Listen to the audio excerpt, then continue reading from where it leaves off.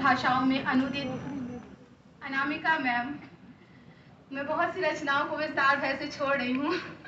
वे ऐसी ही रचनात्मक बनी रहें, इस कामना के साथ अब मैं ये मंच अनामिका मैम के हवाले करती हूँ कि वे आएँ और अपना बीच वक्तव्य हम सबसे अनामिका।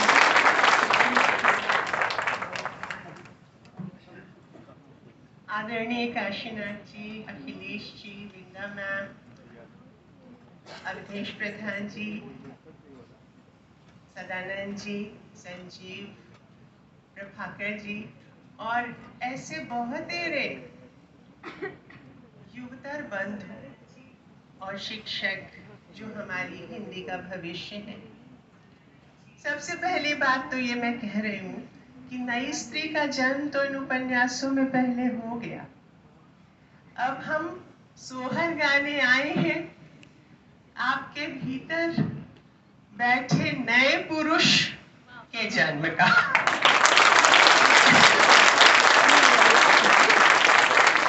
ये स्त्रीवाद के गर्भ से जो नवल पुरुष जन्मे हैं, ये सारे के सारे उपन्यास उनको गाया, उनको निवेदित सोहर ही है।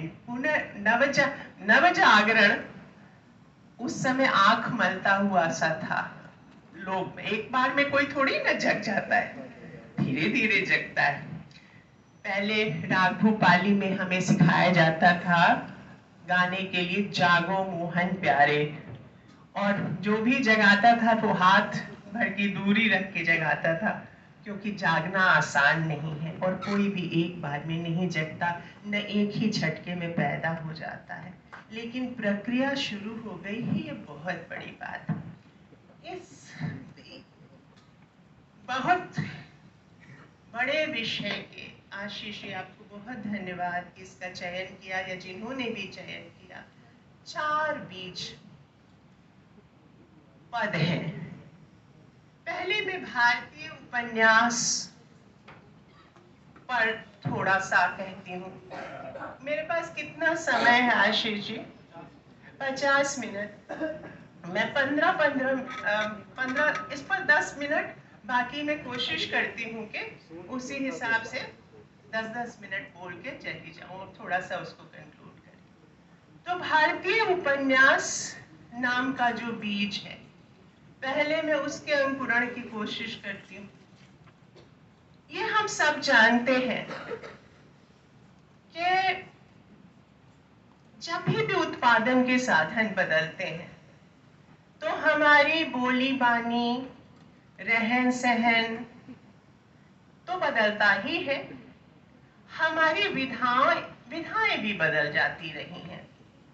जैसे जब कृषि व्यवस्था केंद्र में थी तो महाकाव्य और आख्यान और मौखिक साहित्य और कविता, खासकर गीत, केंद्रीय विधाएं थी। उसके बाद अभी उत्पादन का या वाणिज्य व्यापार का के केंद्र में इंटरनेट है, तो सिनेमा, ओटीटी प्लेटफॉर्म, सारे ऑडियो विजुअल माध्यम, और नाटक, जिसको हम परफॉर्मेटिव आर्ट कहते हैं, इंस्टॉलेशन आर्ट से ऊपर उनकी प्रतिष्ठा हो गई। क्या हुआ है अब इसके, तो क्यों हुआ है, उसकी क्या परिणति हो, ये मैं फिलहाल इतना समय नहीं है कि बोलूं, मैं सिर्फ इशारे करती हूँ।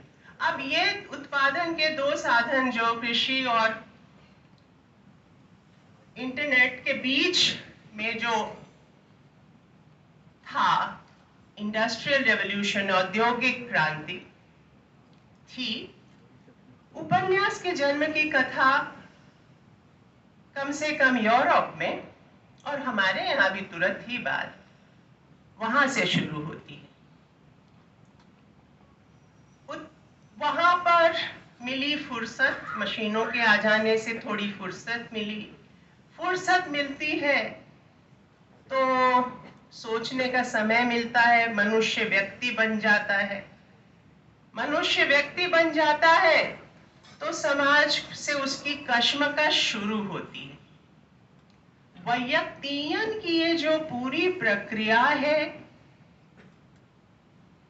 उसको एक नैतिक वर्ग पहेली की तरह, एक मॉरल इंक्वायरी की तरह उपन्यास ऐसे समेटते हैं कि एक रणभूमि भी बन जाती है और एक लीला भूमि भी बन जाती है। अब एक मैं छोटा सा कोटेशन लाई हूं मीनाक्षी मुखर्जी का। एक आलेख छपा था इकोनॉमिक एंड पॉलिटिकल वीकली में, जो उस समय के छपे हुए आलेखों के बीच पुरस्कृत था। वो आलेख दरअसल स्त्री केंद्रित 4 पुरुष लेखकों का है, के उपन्यासों पर है, और 19वीं शताब्दी के उपन्यासों पर। एक तो उमराव जान अदा पर है, एक इंदुमती पर है, और एक मेनन, चंदू मेनन का उपन्यास कौन था साकेत? ये संजीव, चंदू मेनन का था इंदुमती, उन्हीं का था। एक उपन्यास था बंकिम बाबू का, इंदुलेखा, और एक मराठी उपन्यास आपटे साहब का था, हरिनारायण आपटे का। उसका मराठी ही नाम मुझे याद है, मतलब मैंने उसको मराठी में ही एक फिल्म देखी थी, उसके मुझे पता चला। उसका नाम है पण लेख्यात कौन खाते। इसका मतलब है हु केयर्स। उसका सबटाइटल नहीं जो आ रहा था वो यही था। तो इन 4 उपन्यासों पर है ये केंद्रित आलेख, जहां वो बताते हैं, एक बात चलती है कि भारत में ये आयातित फॉर्म था उपन्यास का। भारतीय उपन्यास पे बात करनी है तो मुझे केंद्रीय कोट वही लगा। उसके आश्रय में, उसकी भाष्य के आश्रय मैं अपनी बात रख सकूंगी कि आखिर पुरुष लेखक जब आए और उपन्यास का फॉर्म वहां से आया तो उन्होंने क्या उसमें योगदान दिया केंद्रीय स्त्री केंद्रित उपन्यास लिख के, और जब स्त्रियां खुद अपनी बात कहने आई तो क्या फर्क हुआ। अब कोटेशन हम पढ़ देते हैं आपको, और उसके बाद उसका थोड़ा भाष्य किए देते हैं। ये कोटेशन है: It is a critical platitude to say that the Indian novel has a derivative form, initiated from the West. A form cannot be superimposed on a culture where there is no appropriate ethos to sustain its content.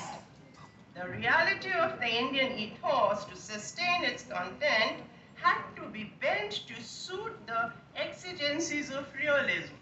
मतलब कि कोई थपकन की तरह ऊपर से आरोपित नहीं कर सकता कोई भी विधा।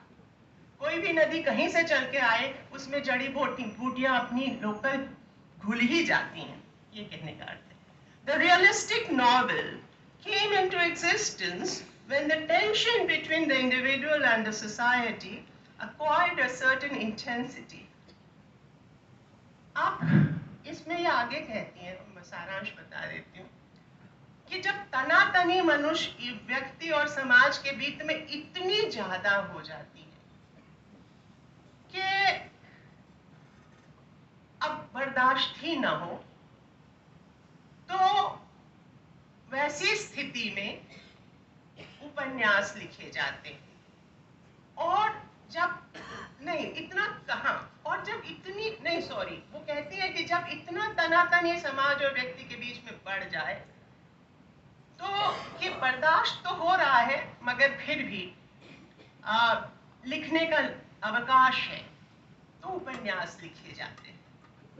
और अगर वो तनातनी इतनी बढ़ जाती है कि लिखने का भी अवकाश नहीं है, या आज के समय जैसा कोई सेंसरशिप अज्ञात सा, तो कविता लिखी जाती है। वो आदमी अपने भीतर एक मनोवैज्ञानिक संघर्ष करता हुआ दिखाई देता है, जो बाद के उपन्यासों में हमारे यहाँ भी।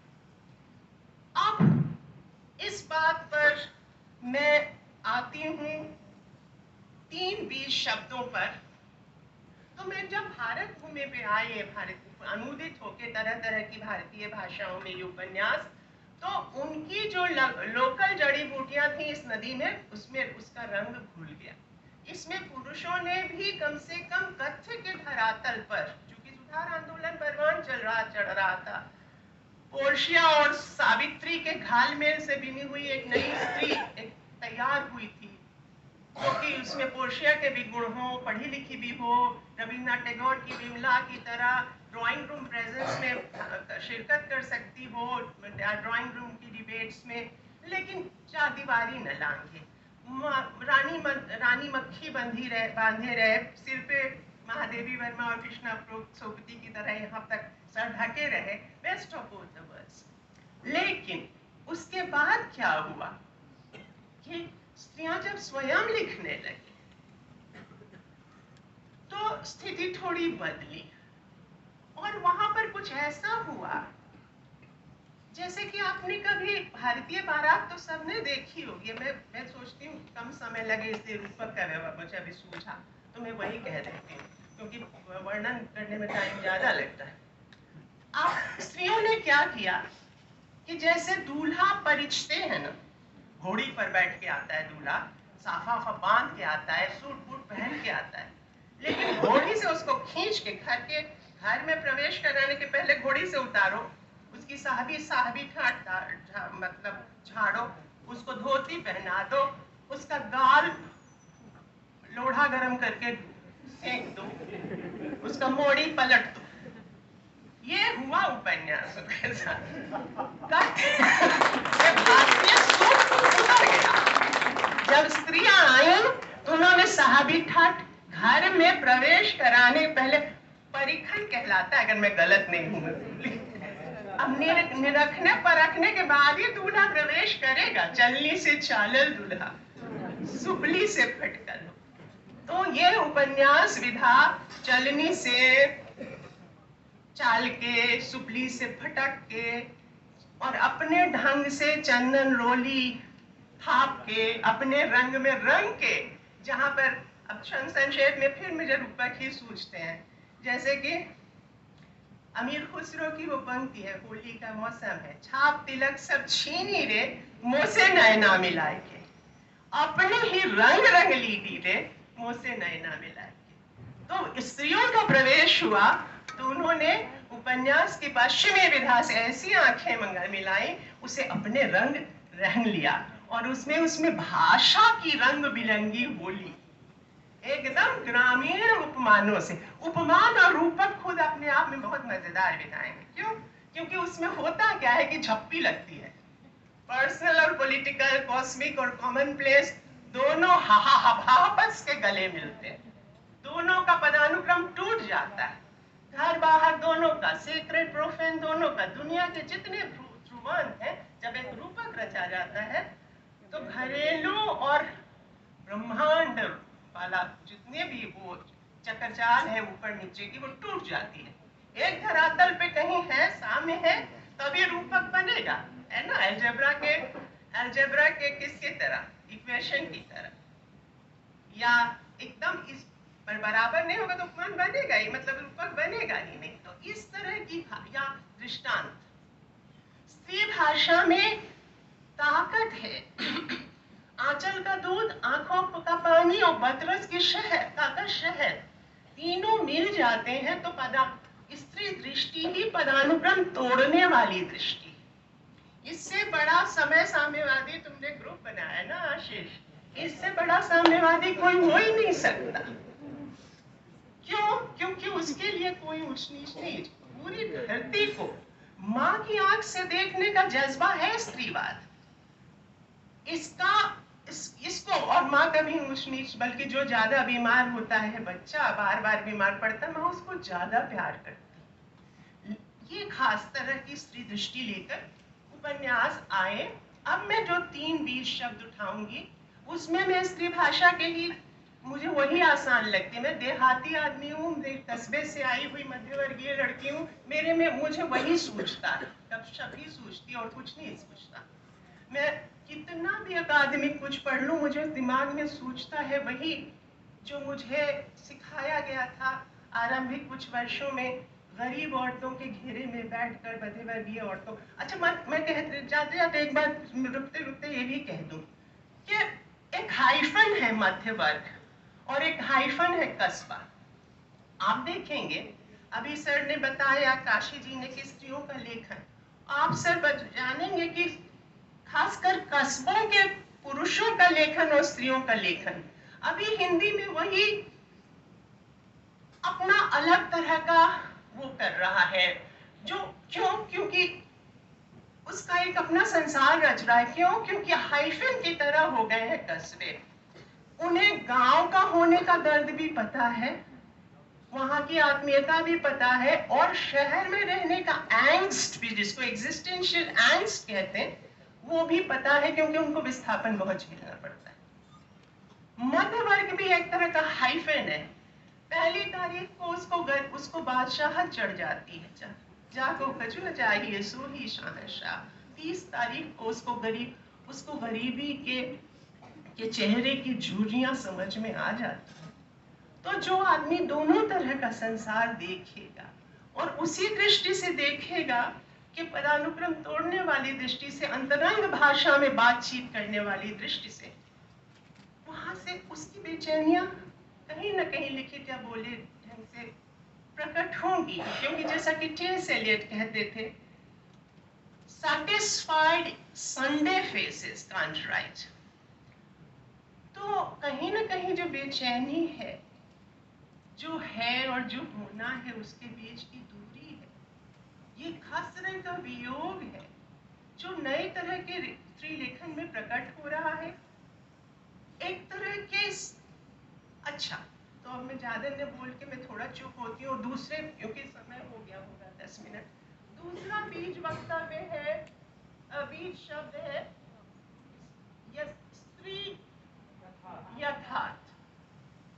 अच्छा, स्त्री यथार्थ, स्त्री आख्यान और कृष्णा सोबती, तीनों में स्त्रियां हैं। तो मैं एक ऐसी तकनीक का प्रयोग कर रही हूँ अब आपको अपना समझाऊंगा समझाने में, जो मैंने सत्तो मालिन से सीखी थी।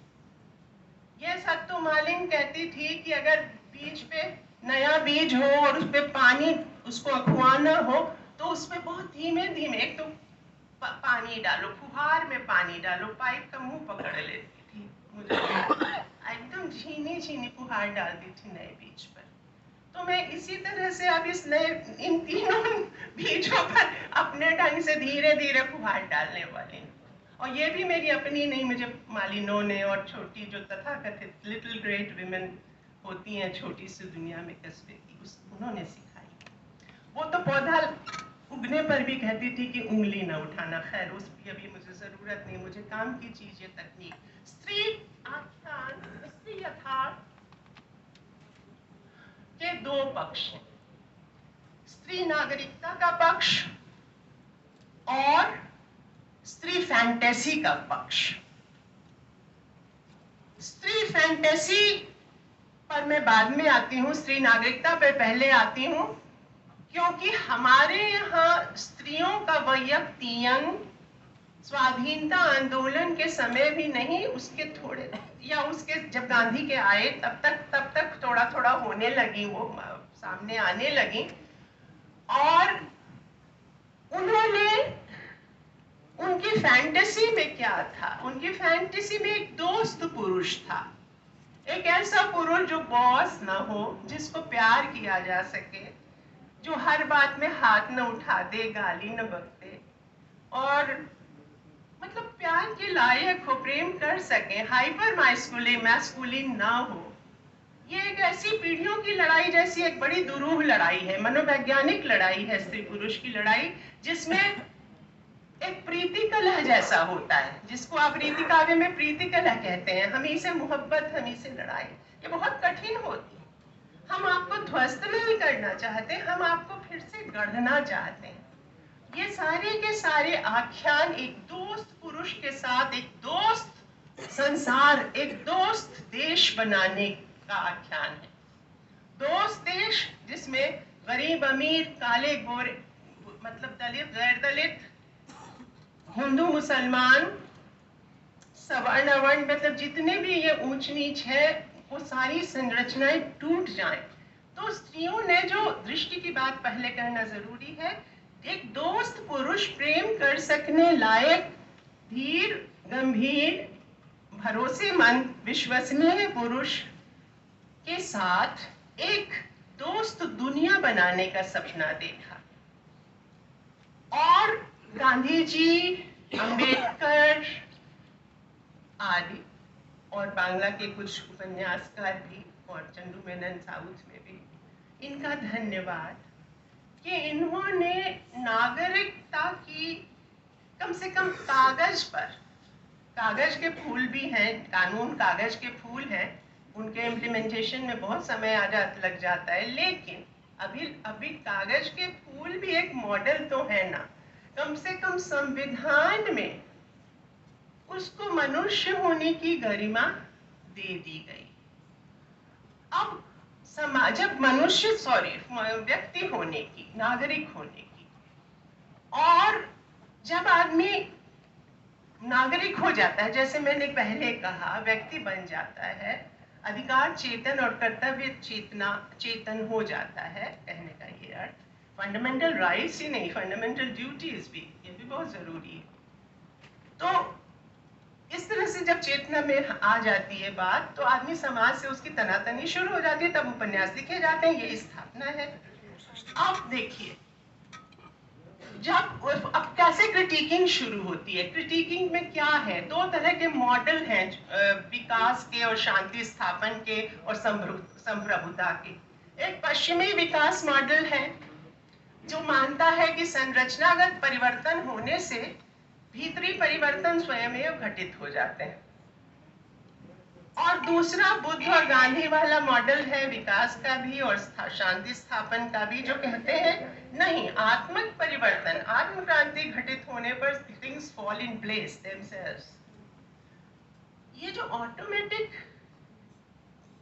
क्या होता है, इतिहास ऐसा कहता है कि दुनिया में अतिरेकों से प्रतिक्रांतियां हो जाती हैं, और आत्म क्रांति भी अचानक घटने वाली प्रक्रिया नहीं।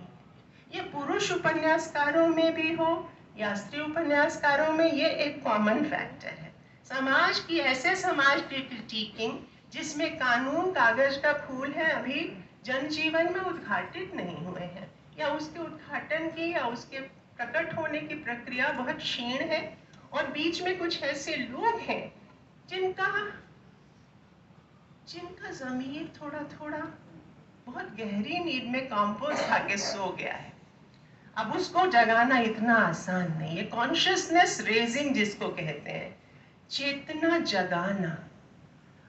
आपने लोक कथाओं में 100 साल तक सोते हुए, अंग्रेजी लेख कथाओं में 100 साल तक सोते हुए रिप वैन विंकल और स्नो वाइट और किसकी शायद व्रत कथा भी जो होती है ना, उसमें भी कौन सी, करवा चौथ की, जिसमें वो 100 साल तक कोई सोया ही रहे। ऐसी खुमारी वाली नींद में यहाँ के कुछ बीच के लोग हैं जो सोए हैं कि इम्प्लीमेंटेशन होने नहीं देते वो किसी चीज का, ऊपर ले जाते हैं जो पी जाते हैं जो पीने वाले। इन सब की क्रिटिकिंग पुरुषों के आख्यानों में भी हुई, स्त्रियों के आख्यान में हुई, मगर पुरुषों के आख्यान में, अच्छा एक चीज और, जब विमर्श चले और दुनिया में दो तरह की बहसें हुई कि सहानुभूति और स्वानुभूति दोनों पर बहस हुई, उसका सारांश में बताती चलूं तो स्वानुभूति वाले कहते हैं कि जाके पाँव न फटी बिवाई, सो का जाने पीर पर आई। अब सहानुभूति वाले कहते हैं कि, जो गांधीवादियों कहते हैं कि जाके वैष्णव जड़ तो तैने कहिए, पीर पर आई जाने ले। अब इसमें आप देखिए, पराई पीर दोनों में है। जाके पाँव न फटी बिवाई, सो का जाने पीर पर आई।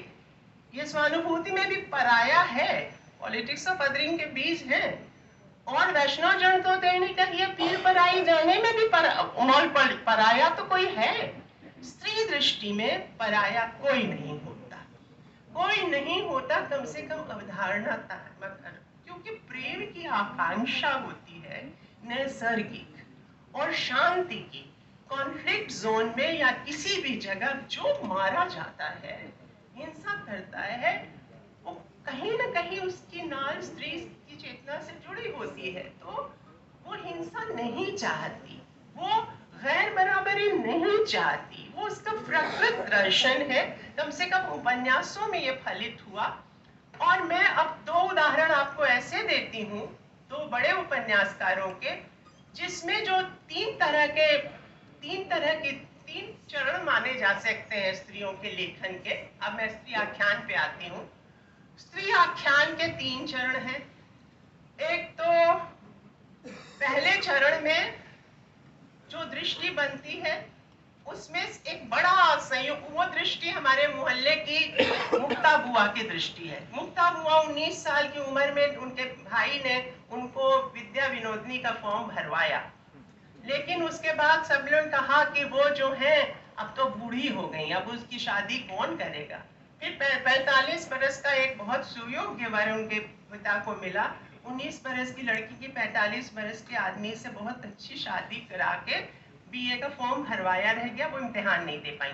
लेकिन वो अपने भाई को, जो उनको पढ़ाना चाहता था, चिट्ठी लिखती थी। ये जीवन की सच्ची घटना है। और वो चिट्ठी धारावाहिक होती थी, क्योंकि उनको रोज समय ही नहीं मिलता था कि वो पूरी चिट्ठी लिखे। कभी एक पैराग्राफ, कभी दूसरा पैराग्राफ। उस चिट्ठी में बहुत तरह के विवरण होते थे। खैर, और लिफाफा मैंने देखा है, अपनी आंख से देखा है, उस पे लिखा हुआ है, पोस्ट नहीं होती थी वो चिट्ठियां, कोई नहीं करता था, लेकिन लिफाफे पे लिखा है फलाना ग्राम श्री कृष्णपुरी, तहसील लालगंज, जिला मुजफ्फरपुर। उसके बाद जो है वो भारतवर्ष, एशिया, सौर मंडल, अंदर अंदर कॉन्सेंट्रिक सर्कल जैसे जो मिस्ट्री में संकेंद्रित वृत्त होते हैं, वैसे पूरी अपने भूगोल का पूरा ज्ञान उस पते में। और वो स्त्री इतना बड़ा संसार धीरे धीरे करके रचना चाह रही है। ये जो जिंदगी नामा का में शाहों की हवेली है जैसा वो संसार है, वहां से मैं एक उदाहरण लाई हूँ आप लोगों के लिए। वो एक संयुक्त परिवार का ऐसा मॉडल है जिसमें पशु पक्षी, पड़ोसी, अमीर गरीब, ये सामंतशाही वाला मॉडल है, लेकिन उदार सामंतशाही वाला। वो उस तरह का सपना देखा गया। और एक मैं उदाहरण लाई हूँ इस्मत चुगताई का, क्योंकि 1917 में जिंदगी नामा खत्म हो जाता है। और उसके बाद बंटवारे की बात जो कही सर ने, उस बंटवारे का रेफरेंस देते हुए बहुत अच्छा एक उपन्यास उनका है, इस्मत चुगताई की कृति है। मैंने अंग्रेजी में ही पढ़ पाई, मैं यूनिवर्सिटी खुली हुई थी, मैं हिंदी अनुवाद और उर्दू तो मुझे कम ही आती है, मैं नहीं ला पाई, तो अंग्रेजी में एक उदाहरण है और एक हिंदी में, बहुत लेकिन मायने खेज। उससे आख्यान का के पहले चरण का आपको वहां जो दृष्टि थी उसका पता चलेगा। अब शाह जी की हवेली जो है वो राष्ट्र का मॉडल है यहाँ पर, मुझे ऐसा लगता है। और ये कैसी स्त्रियां हैं? ये ऐसी स्त्रियां हैं, अच्छा उस पर बाद में आते, पहले आप देखें। छापे में खबरें आती ही रहती हैं कि हालात अफ्रीका में चंगे नहीं। एक गुजराती वकील मोहनदास करमचंद गांधी अफ्रीका पहुंचे हुए हैं। अब पंजाबियत की ठाठ देखें, बंदा जिद्दी मालूम होता है, बैठ जाए पथल्ला मारकर कि सरकार करती रहे जुल्म ज्यादतियां, अपन ने तो अन्न पानी मुंह नहीं लगाना। तो दूसरी ओर बोलती है, शाह साहब ये क्या मस्ती मलंगी हुई, ये चितबाजी घरों में भी चलती है ना अक्सर। छाप छल्ला बनवाना हो तो जनानी अपना रोटी पानी बंद कर दे, यही कि गढ़वा कर दो, नहीं तो भूखी मर जाऊंगी।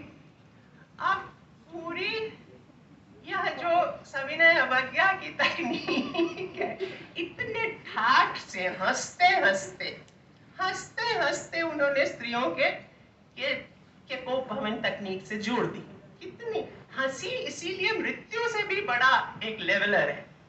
हंसी और ठट्ठा जो है ना, वो स्त्री की जो भाषा ठाठ वाली होती है, सचमुच जो जड़ों से जुड़ी हुई स्त्रियों ने लेखन किया है, खुद अमृता प्रीतम के यहाँ या इस्मत चुगताई के यहाँ, वो एक चंचल, एक बहुत मस्त नॉन नॉर्मेटिव जो संबंध हैं, जो घेरों के बाहर, फ्रेम के बाहर पड़ने वाले संबंध है, उनके काउंटर नैरेटिव्स जिसको कहते हैं, वो रचती हुई कहानियां और आख्यान भी, उपन्यास भी।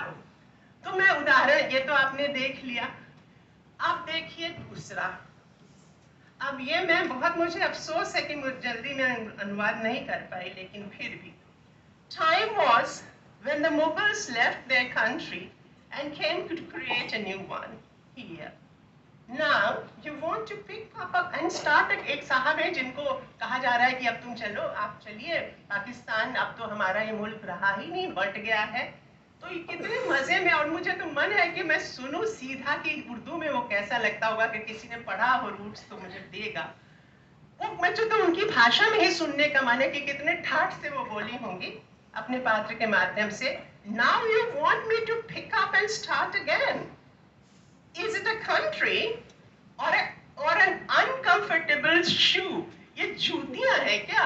ये जो काटेगी तो जूतियां बदल लोगे। ये देश है हमारा मुसलमान पात्र जो कि इस्मत चुगताई ने रचा है, ये कहता है, और ऐसी मजे मजे की ठाटदार हंसमुख भाषा में कहता है। ये पहला था चरण श्रीलेखन का। और उसके बाद जो दूसरा चरण आता है वो रवि वर्मा की पेंटिंग्स देखती हुई और ग्रामोफोन पर पहली बार ठुमरी सुनती हुई, किसकी, गौहर जान की, और साइलेंट फिल्म में देखकर बड़ी हुई, और गांव के और शहरों के वाचनालयों में पीरियोडिकल्स अपनी भाषा के पढ़ती हुई, अनुवाद में जो रूसी उपन्यास आते थे, पीपीएच के जो संस्थापक थे, वो मोबाइल वैन्स में जो बेचते थे, वो पढ़ती हुई, अन्ना कैरेनिना वगैरह, और फ्रांसीसी उपन्यास, प्रेमचंद जैसे व्यक्ति ने भी अनुवाद किया, तो फ्रांसीसी और रूसी उपन्यास कथाओं का और एक उपन्यास का भी, लेकिन उन्होंने अंग्रेजों को छोड़ दिया, एक अंग्रेजी के उपन्यास छोड़ दिए। ये एक तरह का उत्तर औपनिवेशिक प्रतिकार था। तो खैर, फ्रांस और जर्मनी के और रूसी उपन्यास के अनुवाद पढ़ के जो चित्त बना, चित्त जिसको कहते हैं हमारे पुरानी भाषा में, इतने सारे एक्सपोजर्स जो हुए, उससे जो नई स्त्री का चित्त बना, जो कहीं कहीं स्कूलों में पढ़ाने लगा, या कहीं कहीं अपने भाइयों को प्रेरित करने लगा, या फिल्टर्ड नैरेटिव्स जो आने लगे, भाई बाप लाते थे घर में, उससे रिएक्ट करने लगा, होम एंड द वर्ल्ड, गौरे बाइरे की विमला की तरह। वो स्त्री चित्त जब लिखने लायक हुआ तो उसने कैसे उपन्यास लिखे। ये दूसरा चरण है जिसमें मन्नू भंडारी, उषा प्रेमवदा वगैरह, और भी धर्मयुग और साप्ताहिक हिंदुस्तान, जब हम लोग छोटे छोटे थे, अखिलेश जी को याद होगा, तो वो उस समय धारावाहिक बहुत सारे प्रकाशित करते थे, शायद संजीव को भी याद। लेकिन बाद में वो वहां पर जो मैंने जिन लोगों को पढ़ा था, बहुत छोटे में स्कूल के समय की बात है, तो उसमें जो स्वयं सिद्धाएं जगती थी, अरे मुझे शिवानी जैसे व्यक्ति की भी एक उपन्यास याद आता है, जिसमें नाम मैं भूल गई क्योंकि स्कूल का पढ़ा हुआ है, कि उसमें घूंघट, मुंह दिखाई के लिए घूंघट उठाता है ससुर, और उसको सामने दिखाई देती है वो औरत, वो लड़की जिसके साथ वो होटल में कल था। कॉल गर्ल वाली समस्या पर इतना पहली बार, मैं तो छोटी थी एकदम डर, लेकिन ये एक यथार्थ था जो उन्होंने उस समय, एक ऐसी लेखिका ने कैप्चर किया जिनको कोई गुमानी ही समझता है। उसके अलावा ऐसे ही महिला ये भी थी, मालती जोशी वगैरह, खैर उनको छोड़े, मगर आपका बंटी और रुकोगी नहीं राधिका, या 55 खंबे लाल दीवाने, या मन्नू भंडारी की नायिकाएं, या और भी तरह की जो नायिकाएं बीच के समय में गढ़ी गई, उनमें वो बात नहीं थी कि घर की चारदीवारी में ही रहकर हमें अपना नया संसार गढ़ना है। वहां उनका आदर्श था कि देहरी तक आना है और अपने पुरुष को अपने घर के लोगों से बातचीत का प्रजातांत्रिक जनतांत्रिक रिश्ता कायम करके अपने लिए एक स्पेस बनाना है। और अगर समस्याएं हैं, झगड़े भी हो रहे हैं जैसे संयुक्त परिवार में होते हैं, तो उसको रिजॉल्व करना है। और नौकरी घर के बाहर भी मिलती है तो कर लेनी है। रिमोट कंट्रोल, पहले तो पिया ही जाते थे रंगून और वहां से करते थे टेलीफोन, और अब जो हुआ नई स्त्रियां भी आर्थिक संबलन का भी प्रश्न उठ गया। आर्थिक संबलन के प्रश्न उठाए गए उसी समय में जिस समय आपका बंटी रचा गया। उसके बाद तीसरा फेज, उसी समय सारिका वगैरह में भी ये होता था। बहुत सारी ऐसी कहानियां होती थी, दूसरी बालिका, आदमी वगैरह, जिसमें नए तरह के सत्य सामने आए। लेकिन तबादले और तलाक, जब घर की स्त्री बाहर आई तो उसने एक फैमिली ऑफ फ्रेंड्स बनाई। ये मेरे लिए महत्वपूर्ण है, ये बात मुझे बहुत महत्वपूर्ण लगती है इस लेखन में। या तो स्त्रियां अकेली रह गई हैं, या शहर के बाहर रह के नौकरी कर रही हैं, या उनका जीवन साथी उनको मारपीट के अलग हो गया है, कुछ भी हुआ हो, तो वहां पर वो एक बंधु परिवार गढ़ती हैं। बहुत सारे उपन्यासों में, कठगुलाब जिसमें एक अच्छा उदाहरण है, अभी मुझे यही याद आ रहा है, उसमें वो एक ऐसा परिवार रचती हैं जिसमें रक्त संबंध और यौन संबंध पारिवारिकता की नींव नहीं है, आत्मा के संबंध हैं। और उसमें वंचितों का भी, जो ठेला वाला है, जो कोई भी आने जाने वाला व्यक्ति है, एक अकेली स्त्री का जो संसार है, उस सबका घर है उसका ठेला। वो अपनी टोकरी भी बेच के, सब्जी बेच के भी टोकरी उसके अंगनैया में रख देता है। वो चाय भी पीने उससे आ जाता है। उससे जोई सोई, अभी मैं संजीव और अखिलेशी से बात कर रही थी कि जोई सोई का चुगावे वाले भाव से गप करने को तो नहीं मिलता। लेकिन ये जो नई स्त्रियों का संसार है, जो हंस के समय में माइग्रेट करके भी आई और डेमोग्राफी बदल गई पूरी स्त्री लेखन की, वो दलित स्त्रियां, विस्थापित स्त्रियां, आदिवासी स्त्रियां। अभी मुझे एक बच्ची ने फिल्म दिखाई, तुमने दिखाई ना, इसने एक छोटी सी फिल्म दिखाई आने के पहले खाना खिलाते समय। उसमें 2 आदिवासी बच्चों, अनुजा नाम है, वो ऑस्कर के लिए नॉमिनेटेड है। तो बहनापे की अवधारणा और जो भी नए तरह के संघर्षरत समूह हैं, उनके साथ दोस्ती बनाकर एक नए तरह का परिवार गढ़ने की भावना, ये मुझे लगता है कि इस समय के व्याख्यानों में प्रकट होती है। और जहां तक फैंटेसी का सवाल है, ये फैंटेसी वाली बात देह के प्रश्न से जुड़ी है, इसलिए बहुत बड़ी है। मैं संक्षेप में इतना ही कह सकती हूँ कि जिसको एलेन सेक्सू जोसुआस कहती हैं और मीरा कहती हैं आनंद फल होई, अब तो बेल फैल गई, आनंद फल होई। यह शरीर जो है स्त्री का, वो एक बेल की तरह है, संक्षेप में रूपकों के आश्रय, जिसमें आनंद फल कई तरह के हो सकते हैं। उस पर अभी मुझे बहुत समय नहीं है, लेकिन उस जो आनंद निर्झर हो सकता है, जिसने आपको जन्म दिया है, जो आपके लिए आनंद निर्झर हो सकता है, उस देह को तो दुनिया के सारे अपराधों के प्राइम साइट बना छोड़ा है आपने।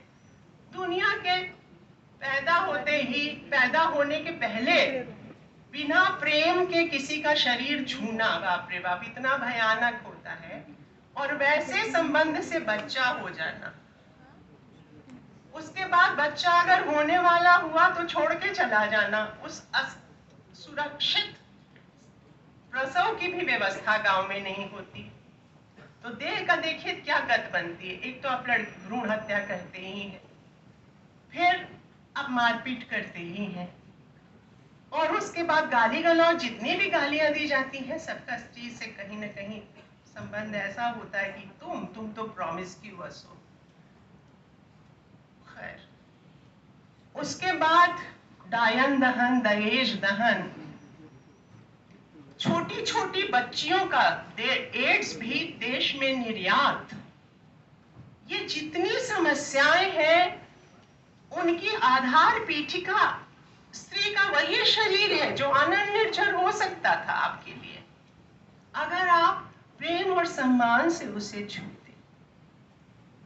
तो ये जो पूरी फैंटेसी का एलिमेंट है, वो ओपीडी में जैसे डॉक्टर को आप अपना घाव दिखाते हैं, वो लड़कियां औरतें जो नई लिख रही हैं देह को केंद्र में लिखकर रखकर, वो ये नहीं देह नहीं दिखा रही, वो अपने घाव दिखाने आई है। वो कोई आत्मकथा लिखती हुई कोई ओपी वो नहीं एफआईआर नहीं दायर कर रही हैं, वो सिर्फ आपसे एक मनोवैज्ञानिक संघर्ष करती हुई आपको ये समझाना चाह रही हैं कि ये जो देह है वो एक दोस्त की तरह देखी जाए और इससे कोई जबरदस्ती ना हो। कभी आप संस्कृत नाटकों में मुझे बहुत अच्छा लगता है कि लोग योग्य बन के प्रतीक्षा करते हैं, पुरुष कभी भी पहल नहीं करता। पुरुषों का ट्रैक रिकॉर्ड अब इतना खराब हो चुका है कि जो भी पहल करता है डर जाती हैं उससे लड़कियां। तो योग्य बन के प्रतीक्षा करो, तुम्हारे पुरुषत्व के इनकी गरिमा के अनुकूल है कि तुम प्रेम के पात्र बन जाओ। धीरोदात्त, धीर ललित, धीर प्रशांत, उद्धत भी होना है तो भी धीर तो रहो, तभी तो प्रेम हो पाएगा। नहीं तो डर भय, जिसके बारे में ये पूरा का पूरा आख्यान एक बहुत ही मनोवैज्ञानिक प्राक। तो हमारे यहाँ अब तकनीक, अब दूसरी बात मैं कहती हूँ तकनीक के स्तर पे पुरुषों ने भी ये काम किया था, लेकिन देह भाषा जो थी स्त्रियों की और उनका उसकी शैली भी अलग थी। इस बारे में स्त्री आख्यान जो है वो अलग हो जाते हैं। स्त्री आख्यान जब अलग होते हैं तो एक तकनीक, अगर हम उसका एक नाम देना चाहें तो भारत जो ब्लैक राइटिंग में, अश्वेत लेखन में बायोमाइथोग्राफी कहलाती है, जहां माइथोलॉजी को, देह को, बायोग्राफी को और हिस्ट्री, इतिहास को, हम सब जानते हैं कि हमारा वजूद और इतिहास एक तरह से अमावट है, उसकी कई परतें हैं। या अगर आपने पुराने कागज पत्तर देखे होंगे घरों में, मैन्युस्क्रिप्ट देखी होगी किसी लाइब्रेरी में, तो बहुत एक पर एक कई कागज अगर जमा हो तो उनको अलगाना बहुत मुश्किल हो जाता है। एक कागज अलगाइए तो दूसरा फटने लगता है। तो ऐसा है हमारा वजूद और ऐसा है हमारा इतिहास और ऐसा ही है हमारी मिथकीय चेतना। अब इसको अलगा के, इसको नए सिरे से दोबारा हवा पानी, जैसे कृष्णा सोप्ती खुद कहती हैं कि हम पुराने कपड़ों को सुच्चा प्रकाश दे रहे हैं, सुच्चा कहती हैं, तो हम हवा पानी दे के वो पढ़ते हम उधेड़ रहे हैं और उसको दोबारा से, जैसे कभी भानुमति ने अपने पति के लिए या भामती ने अपने पति के लिए दोबारा सिला होगा कागज में फेंका हुआ कागज, वैसे ही स्त्री लेखन का जो काम है वो मिथकीय चेतना, ऐतिहासिक चेतना, वजूद की चेतना, इसकी अलग अलग परतों को दोबारा हवा पानी लगा के, जैसे द्रौपदी का ही उदाहरण मैं दूं, याज्ञसेनी एक प्रतिभा राय की है, एक हमारे दक्षिण में मलयम्मा हैं, उनका है द्रौपदी, उसके अलावा एक महाश्वेता देवी की द्रौपदी है जिसमें सेना नायक सत्ता का प्रतीक है और उसका क्या मैं कहूँ, उसका सामूहिक उसका दोहन होता है पुलिस स्टेशन में। उसके पति जो नक्सलाइट कह जाते हैं, उसको ढूंढने के लिए उस पर बदले की घात होती है और जब निर्वस्त्र कर दी जाती है वो आदिवासी औरत, तो वो कपड़े पहनना पसंद कहती है कि ठीक है अब तुमने कर दिया जो करना। उसके मुंह से खून बह रहा है, उसके हर देह के हर अंग से खून बह रहा है, क्योंकि उसके साथ सामूहिक दुष्कर्म हुआ है। अब वो उसी तरह से बिना कपड़े के वो चाहती है और खड़ी हो जाती है सेना नायक के सामने और कहती है कि अब तुम क्या कर लोगे मेरा। तो ये वो सेना नायक डर जाता है। वो कहता है, you can strip me but how can you clothe me again, are you a man.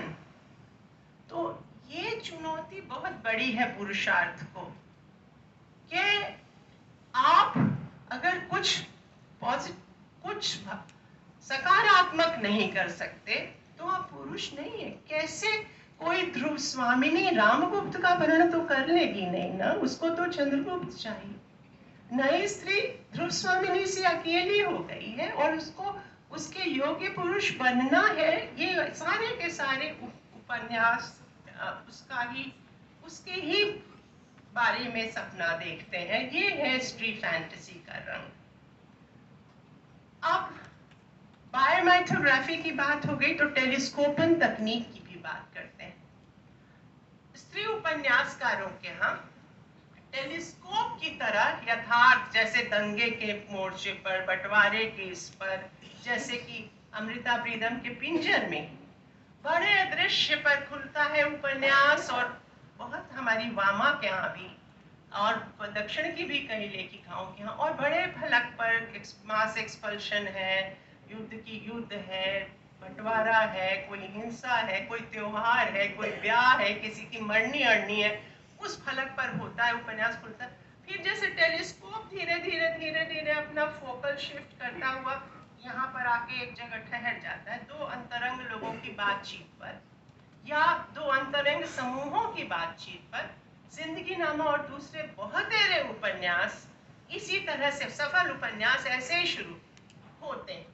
और कम से कम जिंदगी नामा का जो दूसरा दूसरा भाग जो अभी प्रकाशित नहीं हो पाया, लेकिन दूसरा समय करके राजकमल ने उसकी एक पतली सी किताब निकाली और चन्ना नाम का उपन्यास भी निकाला है, जो उनका पहला उपन्यास हुआ करता था। तो उन सब में अगर आप देखेंगे तो इसी तकनीक का इस्तेमाल है। और जब दो लोगों के अंतरंग बातचीत पर जैसे धूप का एक टुकड़ा है ना, बहुत गंभीर बारिश के बाद धूप निकली है और धूप का एक टुकड़ा है आपके आंगन में आ रहा है, तो कभी एक समूह पर पड़ता है, फिर उठ के दूसरे समूह पर पड़ता है, फिर तीसरे समूह पर। धूप तो ऐसे ही टहलती रहती है ना। तो आप इस टहलन तकनीक को समझिए, स्त्रियों ने खूब संजोया और जिंदगी नामा तो इसका बहुत ही सुंदर उदाहरण है। मित्रों मरजानी भी, वहां भी सुमित्रावंती जो है वो जेठानी से चाहे गांव के लोगों से जिस तरह से बात करती है पंचायती भाषा में, अगर कृष्णा सोबती की बात करें तो उनकी बहुत बड़ी शक्ति है ये कि पंचायत से लेके बाजार तक, रेलवे स्टेशन से लेके मतलब लोकाख्यान तक, उसके बाद इतिहास से लेकर समाज विज्ञान तक, उनकी भाषा में शब्द कहीं से भी उठ के आ जाते हैं और शब्द भाषा वो हर उपन्यास में नए ढंग की पहन लेती है। अब जैसे कि ये तो पहले हमने सिर्फ यशपाल में देखा था कि झूठा सच की भाषा, अमिता की भाषा और दिव्या की भाषा एकदम अलग अलग ठाठ की भाषाएं हैं, एकदम अलग तरह की भाषाएं, पात्रानुकूल। लेकिन स्त्री रचनाकारों में और बाद में मनोहर श्याम जोशी में ये हुआ, लेकिन स्त्री उपन्यासकारों में ये सबसे सुंदर ढंग से लक्षित होता है कृष्णा सोबती के यहाँ, जहाँ पंजाब के सूफिया ने ठाठ वाली भाषा आपको, सूफिया ने ठाठ वाली हिंदी आपको मिलेगी एक तरह की, और वो ऐसी हिंदी है कि जैसे लगता है कि कोई बहुत जोर की बारिश हो रही है और बाहर उधर उस पार कुछ दिख नहीं रहा। भर्तृहरि कहते हैं भाष्यते इति भाषा, लेकिन भाषा वो है जो प्रकाशित करे, लेकिन कुछ यथार्थ की सर्जना न करे, सिर्फ दिया रख दे। लेकिन यहाँ पर जो है भाषा, वो लगता है कि पानी बरस रहा है और उसके पार कुछ धुंधला दिख रहा है, वो पारभाषिकता बहुत ही जानबूझ के पैदा की गई है। और इस पे बहुत सारे मनोभाषिक सिद्धांत विकसित किए गए हैं नैन्सी शोड्रा वगैरह के, जिसमें वो कहती हैं कि स्त्री भाषा पुरुष भाषा से कैसे अलग होती है। इसके कुछ मनोवैज्ञानिक कारण होते हैं कि जब पैदा होता है लड़का या लड़की, तो सबसे ज्यादा करीब वो अपनी माँ से होता है। लेकिन बाद में जब भाषा विकास की अवस्था आती है, जो कि अस्मिता विकास की भी अवस्था है 1.5-2 बरस, तो उसको माँ की गोद से लड़कों को जबरदस्ती हटा दिया जाता है छीन कर। स्त्रियों को ये झटका नहीं झेलना पड़ता, तो उनकी स्पॉन्टेनिटी ज्यादा होती है।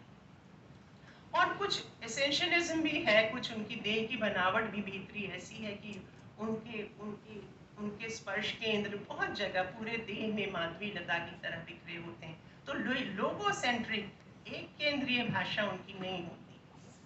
उसमें और भी अध्ययन हुए कि चूंकि स्त्रियों को ये झटके उस समय भाषा निर्माण के समय नहीं लगने पड़ते, तो उनकी भाषा फूलती फलती सुमित्रा वनमंती की भाषा की तरह, नदी की तरह ठाट से इधर उधर घूमती हुई भाषा होती। लेकिन पुरुषों की भाषा आमतौर पर, मैं अपवादों की बात नहीं कर रही, वो एकाग्र एक दिशा में चलती हुई समरूप गति से बढ़ती हुई भाषा होती है।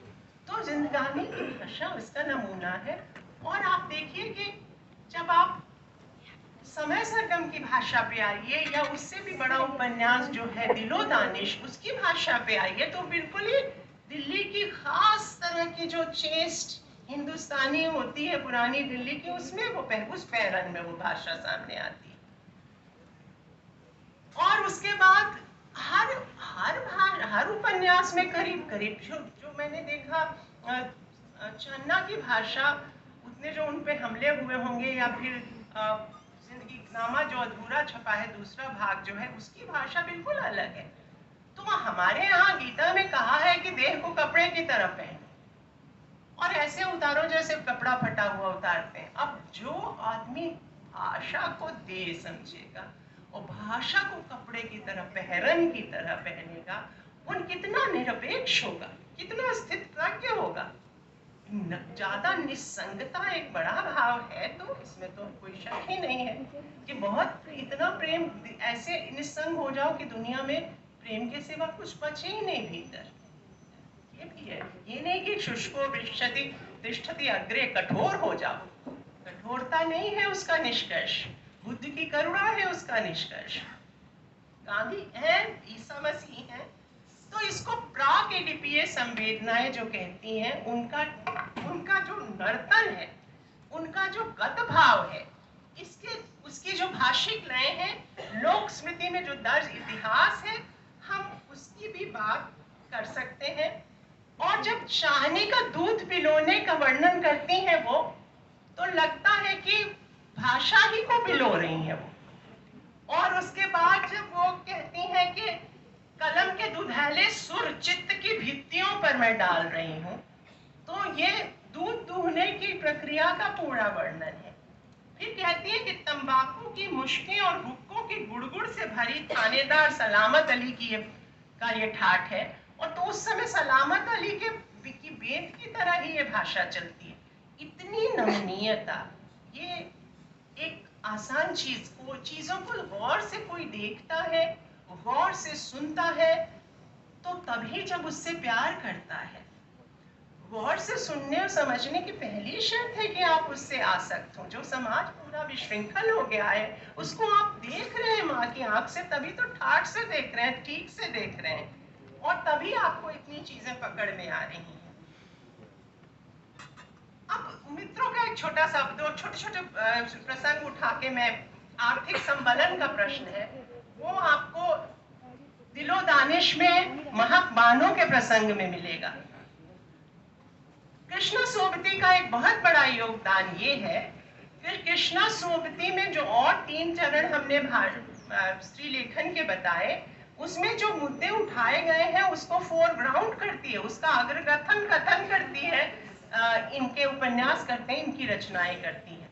जैसे कि दैहिक संवेदना, राष्ट्रीय अस्मिता, सांस्कृतिक राष्ट्रवाद, उसके बाद आर्थिक संबलन स्त्रियों का, पढ़ाई लिखाई के मुद्दे, जैसे प्रथम प्रतिश्रुति में क्या प्रथम प्रतिश्रुति थी कि पढ़ाया जाए हमारी बच्ची को। तुम तो बचपन में ब्याह लाए, हमको हमारी बच्ची पढ़ेगी। वो प्रथम प्रतिश्रुति वो मनुष्य नहीं रख सका, कमजोर हो गया, वो कमजोर पड़ गया, कोई बुरा नहीं था। इसी तरह कृपा नारायण बुरे इंसान नहीं है, नायक जो है, लेकिन वो आपके अधिकार भी आपको कृपा की तरह लौटाते हैं। ये कोई अच्छी बात नहीं है। जो आपका सहज अधिकार है आप उसको कृपा भाव में लौटाएं। तो वो जो नसीम बानो के लहंगे के गहने अपने साथ ले जाते हैं और उससे महक बानो से जो बच्चे होते हैं उनको भी ले जाते हैं, अकेली पड़ जाती है महक बानो, तो किस तरह की भाषा में मैं चुप रहूंगी सिंड्रोम से निकलती है। वो बहुत सुंदर वर्णन है कि चप्पल पहनना ही वो भूल गई क्योंकि कभी बाहर गई ही नहीं। उस औरत की जो गृहस्थिन नहीं है, जो कि एक नाचने वाली लड़की कलाकार की बेटी है, जो कोठों पर नाचते हैं वैसे कलाकार की बेटी है, फिर भी उसको वो ऐसी ऐसी उसको जेल है कि वो चप्पल भी नहीं पहनती। तो उसकी सोई कुंडलिनी जागती कब है? जब वो बच्चों को भी ले जाते हैं, माँ के गहने भी ले जाते हैं और कहते हैं कि तुम अपनी बच्ची की शादी में मत आओ। उस समय वो क्या करती है कि पड़ोस के खान साहब हैं, उनके साथ वो हज पे जाती है और उसके बाद गहने उनसे उनके निकलवा के अपनी माँ के उनसे वो आर्थिक संबलन अपना करती है, फिर बेटी को वो दे आती है। और उसके पहले वो जो भाषा बोलती है वो आपको अगर समय होता तो मैं सुनाती, लेकिन अभी छोड़ देती हूँ। अब थोड़ी सी बात मैं मित्रों मरजानी पर करती हूँ। अब मित्रों मरजानी को पति से क्या शिकायत है? कोई जेठानी तुम्हारे देवर सा बकलोल कोई दूसरा न होगा, न दुख सुख न प्रीत प्यार न जलन प्यास, बस आए दिन धौल धप्पा लानत मलानत। तो यहाँ पर वो लेकिन बावजूद उसके वो उसको छोड़ के नहीं जाती। पियम और बालक हम तरुणी पियलेली गोदक चलेली बाजार। विद्यापति की नायिका कहती है कि मेरे पिता ने तुम 2 बरस के हो मेरे पिया और मैं तो युवती हूँ, तुम्हारा ब्याह कर दिया मेरे साथ, अब जल्दी जल्दी नाना से कहना कि हमको गैया दे दे, तो दूध पी के हम तो कहाँ से तुम्हारे दूध पिला के तुम्हें बड़ा करेंगे, जल्दी जल्दी बड़े हो जाओ। इतनी करुणा से आजकल की वो ये सुमित्रा पंथी भी वही कहती, जो कहती है उसका सारांश मुझे यही लगता है कि अब ये बीमार है, इसकी देह में इसके मन में वो स्फुरण नहीं है, तो क्या करूं? बीमार बच्चा है, इसको मैं छोड़ के तो नहीं जाऊं। ज्यादातर स्त्रियां गांवों में कस्बों में अपने पतियों को भी गोदी का बच्चा मान के रोज माफ करती हैं और घर और बीमार बच्चा मानकर छोड़ती नहीं। तो अगर घर एक रणभूमि है तो रणभूमि की ओर पीठ नहीं करती स्त्रियां, ये एक नया विकास हुआ है।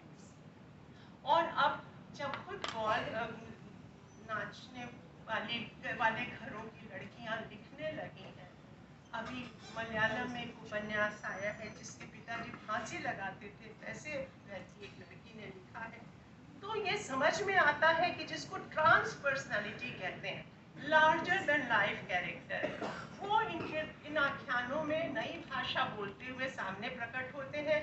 और चूंकि ये बच्चे हैं हमारे लिए तो सबके सब ज्यादातर लोग यहाँ सामने बैठे हुए बच्चों की से भी छोटे हैं। तो मैं यही कहूँगी कि अगर ये उपन्यास आप ठाठ से पढ़ लीजिए, ध्यान से पढ़ लीजिएगा, इनकी नायिकाओं को ठीक से समझ लीजिएगा, इनकी बोली बानी ठीक से समझ लीजिएगा, आत्मसात कर लीजिएगा, तो दुनिया में किसी भी स्त्री से किसी भी तरह के आपको दिक्कत नहीं होगी उसके साथ समंजित होने में, और उनके साथ मिलकर एक दोस्त पुरुष बनकर ही एक दोस्त समाज आप बना सकिएगा। साधनों का और अवसरों का सम्यक मूल्यांकन बुद्ध बनकर ही हो सकता है या फिर एक दोस्त पुरुष बनकर ही हो सकता है। इस तरह के आश्रय में ये लिखी गई ये कहानियां हैं। और मैं क्या कहूँ कि विकास मॉडलों का जो टेलियोलॉजिकल मॉडल होता है उसको भी वो एक तरह से रिजेक्ट करती हैं, और उनका जो जीनियोलॉजिकल होता है, मतलब जिसको रिफॉर्म कहते हैं और जिसको रेवोल्यूशन कहते हैं, दोनों के सार तत्व वो ग्रहण करती हैं। रिफॉर्म वाले रेवोल्यूशन को गाली बकते हैं, रेवोल्यूशन वाले रिफॉर्म को गाली बकते हैं, लेकिन दरअसल गाली बकने की बात चीज़ नहीं है ये दोनों। मैं फिर से दो रूपकों के बहाने अपनी बात और इन उपन्यासों के यथार्थ का निष्कर्ष आपके सामने रखती हूँ। उनका कहना है, देखिए, अगर आपने झाड़ू पोछा किया है तो आपके सामने दो शब्द आए होंगे, एक तो झाड़न, झाड़ू, और दूसरा पोछा। अगर आप आधार में धूल है और ऊपर से पोछा मार दीजिएगा तो क्या होगा? क्या होगा? लीपा पोती। तो लीपा पोती नहीं करती, पहले आधार की धूल हटानी, कायदों की संवैधान, जितने भी संस्थान हैं वहाँ जो है बराबरी है, ये अमानवीयता है, वहाँ की धूल झाड़नी है। संविधान सुरक्षा देता है, धूल झाड़ के उसको साफ करना है, उसके बाद पोंछा लगाइए तो चकाचक होगा। तो रिफॉर्म और रेवोल्यूशन में भी उसी तरह का पहनावा अब होना चाहिए। एक के को दूसरे से रिजेक्ट करके बढ़ना कोई ज़रूरी नहीं है। पहले संवैधानिक रिफॉर्म जो हुए उनको ठीक से इम्प्लीमेंट करने लायक स्थितियाँ हो जाएंगी, फिर आत्म क्रांति की ओर बढ़ सकते हैं हम लोग। नहीं तो फिर क्रांति प्रतिक्रांति होगी तो अभिशप्त हो जाएगी। ये सारे मुद्दे बहुत ही सूक्ष्म ढंग से आशा पूर्णा देवी से लेकर उनका तक सभी उपन्यासकारों ने उठाए हैं। आधार और अतिरचना के जो भी डिबेट्स हैं वो नया मुकाम पाते हैं यहाँ, और नवल पुरुषों से ये अपेक्षा है कि एक दोस्त पुरुष बन के एक दोस्त समाज बनने का इन उपन्यासों का जो सपना है वो पूरा करें।